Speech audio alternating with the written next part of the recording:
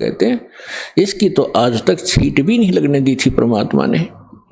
जितने भी महापुरुष हुए हैं सबको परमात्मा ने सतर्क कर दिया था, सारा ज्ञान समझा के कि हमारा और काल का एक संघर्ष चल रहा है। जब 5505 वर्ष बीत जाएंगे कलयुग की, उससे पहले इसको डिस्क्लोज नहीं करना।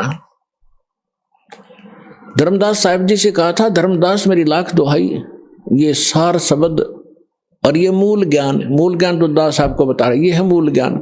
33 अरब ज्ञान हम भाखा, 33 अरब वाणी बोली, और मूल ज्ञान हमने गुप्ती रखा है। ये है मूल ज्ञान जो दास को दिया है। और यही सभी महापुरुषों से परमात्मा ने स्पष्ट कर दिया था कि अभी तुम जाप करो, अपना कल्याण करवाओ, क्योंकि ये भोले हैं, अभी इनको ज्ञान है नहीं। आप ये नाम सुना दोगे, आने वाले समय में काल के दूत भी यही मंत्र देते मिलेंगे सभी को, तो हम भिन्नता कैसे बताएंगे नकली और असली की।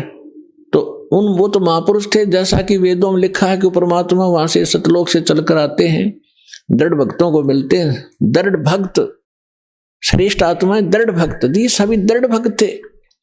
इन्होंने आगे जुबान नहीं खोली किसी को ये मंत्र बता दूं। उदाहरण के लिए जैसे आप भाई बाले वाली एक जन्म साखी है, जिसको पूरा सिख धर्म एक विशेष आदर और विशेष प्रमाणित ग्रंथ मानते हैं कि बाला और मर्दाना के साथ गुरु नानक देव साहिब जी की जो वार्ता हुई वो सारी ज्यों की त्यों लिपिबद्ध है। उसमें एक समुद्र की साखी आती है, यानी समुद्र का प्रकरण है कि बाला और मर्दाना ने गुरु नानक देव जी से कहा था कि गुरुदेव हमने श्रीलंका नहीं देखी, वो दिखाओ। आंखें खोली, आंखें बंद की तो समुद्र के किनारे खड़े हो गए। समुद्र पर के जाके परली पार जाना था श्रीलंका में। तो नानक साहिब जी ने कहा कि तुम वाहिगुरु वाहिगुरु करते हुए मेरे पीछे पीछे आ जाओ। इस समुद्र पर ऐसे चलने लगे जैसे थल पर चलते हैं, जमीन पर। उसी समय नानक साहिब जी ने उस सतनाम का उच्चारण शुरू कर दिया, 2 अक्षर का, और उस मर्दाने ने वह नकल कर ली कि हम तो वाहिगुरु वाहिगुरु जप रहे हैं और गुरु जी 2 नाम का जाप अलग से है, वो जाप कर रहे हैं।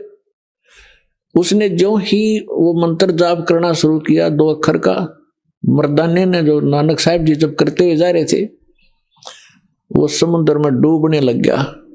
तब नानक साहिब जी ने कहा कि मर्दाना, गुरु की नकल नहीं करनी चाहिए, बहुत हानि हो जाती है, जो मैं कहूं ऐसे करो, तुम्हारा इसी में कल्याण है।